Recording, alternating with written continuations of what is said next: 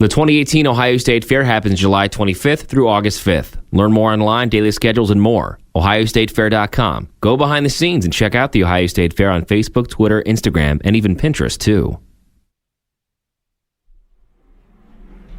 Are you tattooing celebrities coming through, or? Yeah. One of the most recently, I think one of the guys from that 21 Pilots band got tattooed here. I've never seen like an 85-year-old dude in the mirror loving his skin and just being like, oh man, look how good, oh look at this, look how good I look. Glad I never got that tattoo. I'd look silly now. You know, it's like, who loves the way they look when they're 85 other than old tattooed people? The Ohio State Fair and Wessler Media are proud to present A Fair to Remember, discovering the stories and people behind this statewide tradition. This is Season 1, Episode 5. We are constantly competing against each other in the live cooking challenges, where it's like, you know, the breakfast challenge, for instance. That year, again, I won first place, and you have no idea, absolutely no idea how excited I was to win first place in that competition and to finally beat her in something. The first I did myself when I was 14 on my leg. It's a tiny little straight edge X, because I was straight edge when I was a teenager. And my friends and I all made tattoo machines. That's the voice of Columbus, Ohio tattoo artist Joey.Knuckles. He's also the primary organizer for the fair's tattoo competition. Very stupid. That's not advisable. But at least we had the sense of mind to only use our machines on ourselves. Like, we didn't trade machines. At least we're still kind of thinking a little bit. It still doesn't matter. You're using a sharpened guitar string. Joey's head is completely shaven. He is covered in tattoos, and there are very few parts of this man that are not decorated with some kind of art. He is inked all the way up and down his neck, his thighs and calves, like I said, just about everywhere. When I just turned 16, I moved away from home. And, you know, I'd been an adult most of my life, you know, so it's probably why I never really gave up being a kid. Well, yeah, I mean, not demeaning the profession, but you color for a living. Yeah. Except on people. Yeah, tell that to the IRS. Yeah. Man. But yeah, man, I just color, man. Don't worry about me. To the average person, Joey's body art might seem disorganized and messy, but it's anything but. His skin is really a canvas, and he points out some legends that have tattooed him. You know, like I see myself kind of as a tattoo collector. This leg I got mostly from like legends of tattooing, to be honest with you. This was a lady named Deborah Cooper, one of the oldest living tattooers still to be working. Bowery Stan Moskowitz, actually the old Rashida Flash I showed you earlier. This is Derb that does Hell City. This is one of the oldest guys that works in Philly. Joey owns 3 shops in town, and the walls are lined with hundreds of frames of thousands of art options. His reverence for the profession and the art form come through in the way they describe some of his pieces. Folk art. You know, like the designs off the wall, that's like, again, passing the folk art down. Back when I learned to tattoo, that's what everybody picked. And now people will come in with a design on their phone that someone else already has tattooed on them and be like, I want this tattoo. And we'd be like, cool, well, where do you want to put it? Right where they have it. That is an interesting transition for tattooing and how technology has impacted the folk art that Joey talks about. Until recently, much of the art inside the shops has been somewhat exclusive to the area. Now, inspiration for ink comes from everywhere. I did a tattoo that said friends and family on my friend, and his name was Joe Friend. And I misspelled the word friend. I did friend. And he didn't notice for 2 years. I think it was. And I think a girlfriend of his at the time is who finally pointed it out. He still busts my chops every time I see him about it, too. Yeah, oh, remember we messed this up? Like, yeah, what was it, 20 years ago? I messed up once. Thanks for reminding me. At least it was on you, jerk.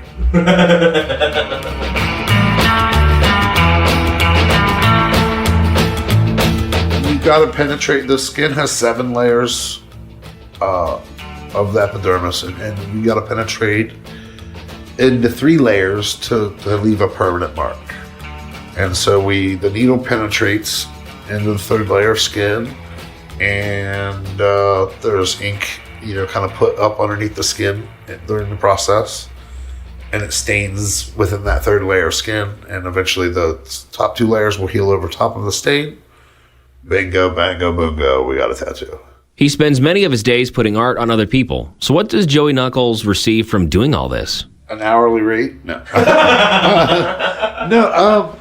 I would probably be a much worse person if it wasn't for tattooing. I'm not a very educated person.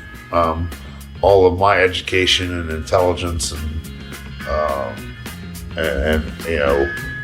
the things that I've, read or looked into or researched throughout my life, it's all been brought to me through tattoo art. JoeyKnuckles is a huge tattoo influencer in Columbus, so it makes sense that he's the MC of the tattoo competition at the Ohio State Fair, and it takes place in the Showplace Pavilion. At the Ohio State Fair, there are nearly 30 to 40,000 entries each year, so needless to say, there are many competitions going on, and one that can get kind of heated is baking. I've done a cupcake competition 2 times. I've done the ultimate breakfast challenge. I've done a chopped competition twice. I've done a grilling competition. I've done a chili cook-off. That's the voice of Margaret Casey. She is a 33-year-old mother of 2, Columbus resident, and fierce competitor at the Ohio State Fair. She also happens to be my sister. I've done brownies. So Margaret began to compete at the fair in 2007. While she didn't win anything, it was still fun to be at the fair and work hard for that blue ribbon. So she enters another competition in 2008. Again, she comes up short. 2009, still nothing. But in that same year, Mom wins. But Mom didn't win just anything. She won a creative cake competition, a blue ribbon for our family birthday cake. She had put candles in it and it was all cute looking and wrote happy birthday on it. And they gave her the first place and just praised it up and down. And we're so excited. This is the most precious cake. We love it. It's just so celebratory. And the next day, the news calls and they're like, hi, can we interview you on our show? We want you to come in and, kind of show us how you make it and all this. And I'm like, I would have done that in a heartbeat. I would have been on the news. I would have loved that, standing there cooking on TV. And I would have loved to get a blue ribbon, but she did it, and I know she did it all feeling horrible too, because it was oh my gosh, my poor daughter, all she wants is a ribbon. I'm walking away with the blue ribbon and all this. After experiencing 3 ribbonless losing years in a row, combined with Mom's victory, Margaret had to try another time in 2010. Yet again, nothing. Absolutely nothing at the Ohio State Fair. While she didn't abandon all hope on a state level, Margaret decided to try some smaller fairs. I had gotten second place, let's say, in the Christmas cookies. I'm like, oh, wow, okay, that's exciting. Look at that. I got second place in that. I'm looking around and I was all excited though. Well, where are the other ones? That's really cool. I'm excited that I got second place. And as I look around, I'm like, no one else competed. One person got first place and I lost, basically. Stop and think about this. If you and one other person compete and one other person gets first place, you lost. There was just me, the loser, and one other person.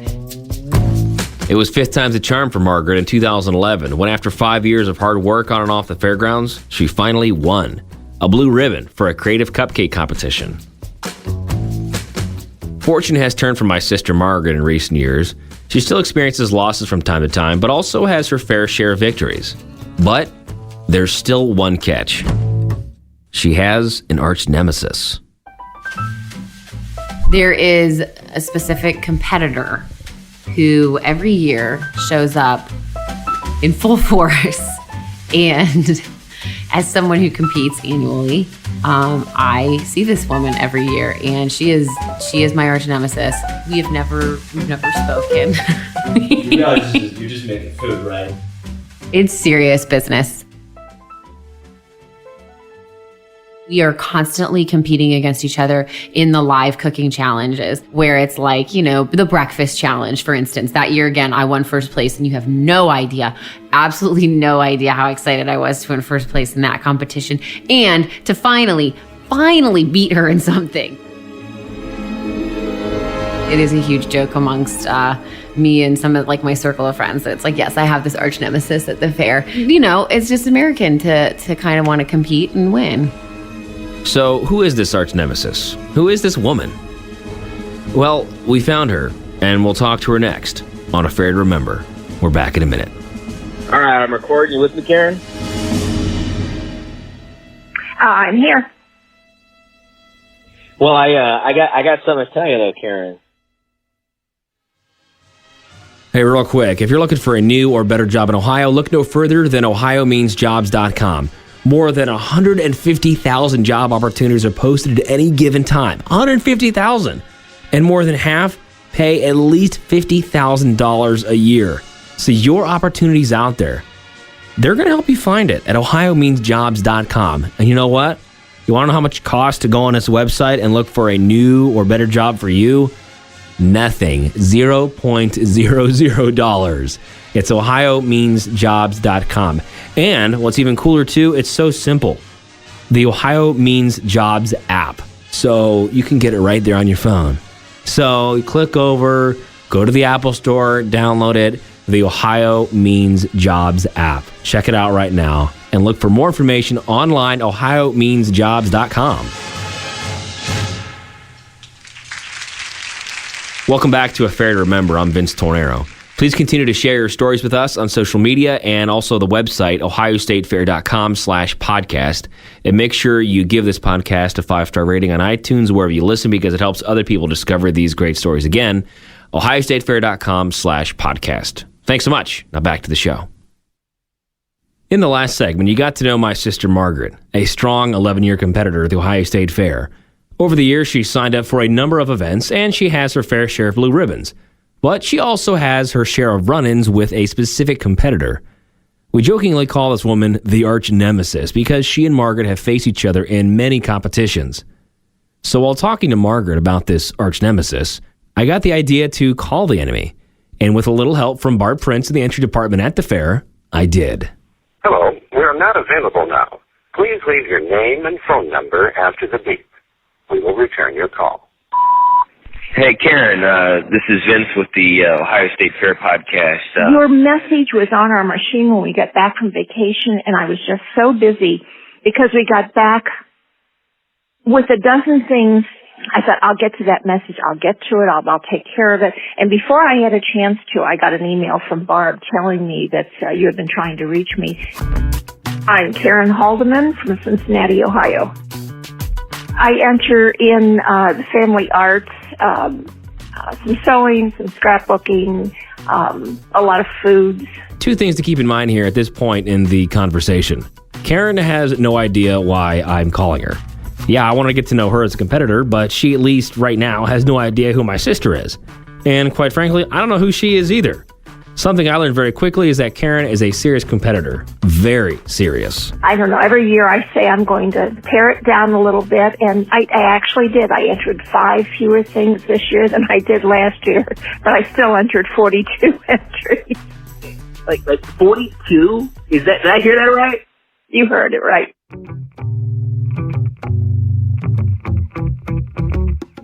If someone is entering 42 competitions each year at the fair, it definitely didn't start out that way. They had to have been doing this for a really long time, and Karen has.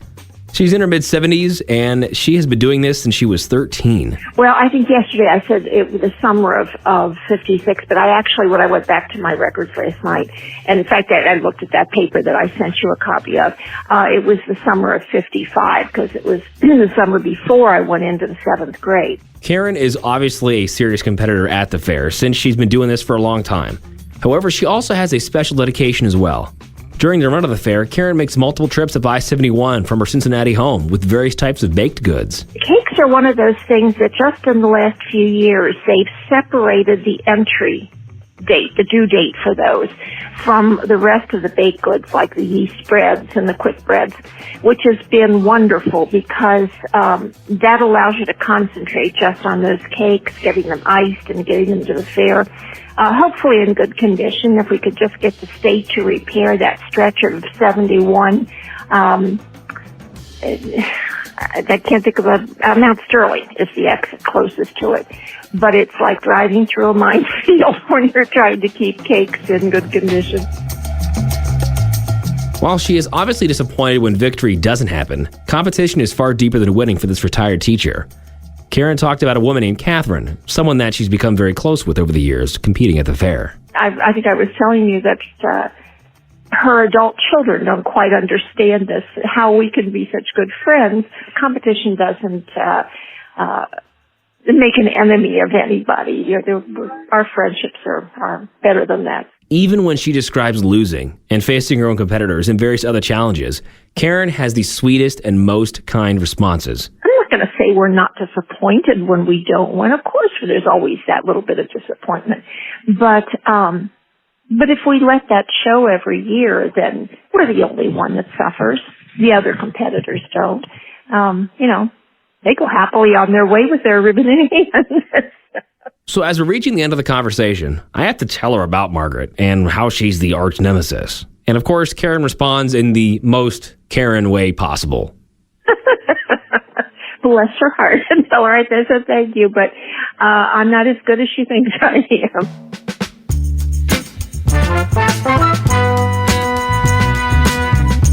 am. Coming up on A Fair to Remember, a preview of the next episode. That's next. We're back in 60 seconds.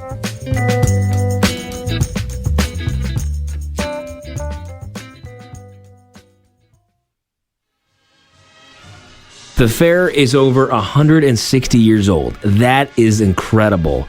There is so much happening in this state that it's nuts when you drive around. What I try to do sometimes is think about the stories that not only happen within the Ohio State Fair, but when you're driving and you look to your right, you look to your left, when you're maybe riding your bike, you're walking through a park, whatever, everybody has a story. So what is your story? What is an experience you had at the fair that you would like to submit for consideration of season 2? And think about this. When you walk around the fair, there may be a couple up on the sky ride. There could be another couple who is maybe getting ready to get a funnel cake or an apple dumpling at Rutana's or something like that. You ever think about that? Like, what are there? That could be a story starting right now. That could be a first date. That's what I think about when I walk around the fairground. So what's your story? OhioStateFair.com/podcast. Thanks for listening to A Fair to Remember. I'm Vince Tornero. And if you like Ohio's Fair, you can hear more about Ohio's music on my other podcast, In the Record Store. Listen to it now on all major podcasting platforms. So on the next episode, there's one more important part of the State Fair we haven't covered yet. And we're going to do more than just this, but this is a big one. The concerts. So you got Johnny Cash and June Carter. Now, she wasn't with him every time. Okay. But a total of 11 times. So Johnny Cash 11 times. The Osmonds 10 times. I didn't know if I was being set up. I mean, I don't know, maybe he has one of those photographic. I was stunned. So if I'm flying off the handle and screaming, then everyone else is going, oh, this is a bad day. Next, we're going to go deep behind the scenes to get to know the people and stories you never see or hear from. And a tumultuous relationship with a future mother-in-law smoothed over by a concert at the fair with a little help from the OSF and Willie Nelson. All that coming up on A Fair to Remember. That's next.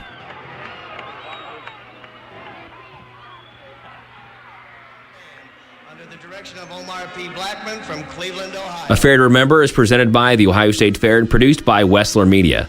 Shout out to executive producer and PR manager for the fair, Alicia Schultz. She gave me the great opportunity to help tell these stories. Special thank you to JoeyKnuckles, his tattoo crew, Margaret Casey, Karen Halderman, and Barb Prince in the fair office. Our opening theme is the Beautiful Ohio Waltz, performed by the 1994 All-Ohio State Fair Band. And finally, thank you to anyone who's done anything at all to help make this podcast a reality. And thank you for attending the fair because you too are part of this great tradition.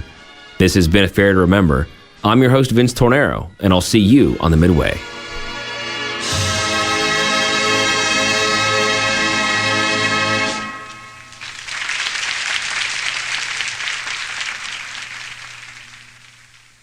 Hey, Margaret. Yeah. Guess who I just got off the phone with? I don't know who. Karen Halderman. I don't know who that. Wait, who is that? Your arch nemesis at the fair. I'm so embarrassed to go to the fair this year.